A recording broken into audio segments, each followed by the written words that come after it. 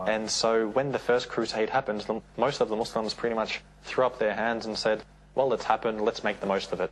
So you had actually many Muslim scholars at that time writing books. And it's amazing to see something like this, because when we look at the Crusades, it's undoubtedly a state of a big war that was happening. But initially, these books were written to tell the Muslims, you're actually being invaded by these foreign invaders, and you're in a state of jihad, you must fight. Because the Muslims didn't believe it. They said, no, we're happy, we're content to be conquered.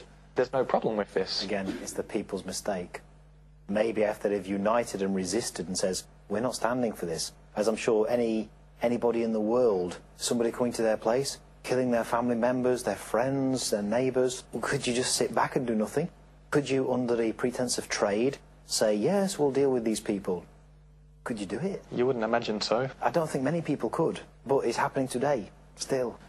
And for whatever reason, it did happen at that time with the Muslims. They allowed this to happen.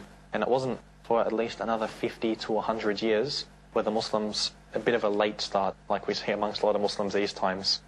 You know, tell them to do something at this time, and they get it done a lot later. So 50 years later, they kind of woke up to the fact that, okay, this is not, we didn't react in the right way. Maybe it was written for their children to have the rewards of following the religion properly. Indeed. And we would say at this time, again, people were really returning to Islam, and so they began to wake up. And what's another important lesson to learn at this time? Amongst the Muslims, when they began to unite amongst themselves, there was still some disunity. People were sort of vying for power still. You had in Egypt these power struggles. You know, they all wanted to liberate the Ummah, but they didn't want their brother to do it. They wanted to be the ones who were doing it. So you had, you know, they were really competing against each other, and they were killing each other even. And of course, this isn't what you want. So if you want to be Muslim killing Muslim. Yes. And again, you've got the same thing happening today. Unfortunately, we haven't learned much.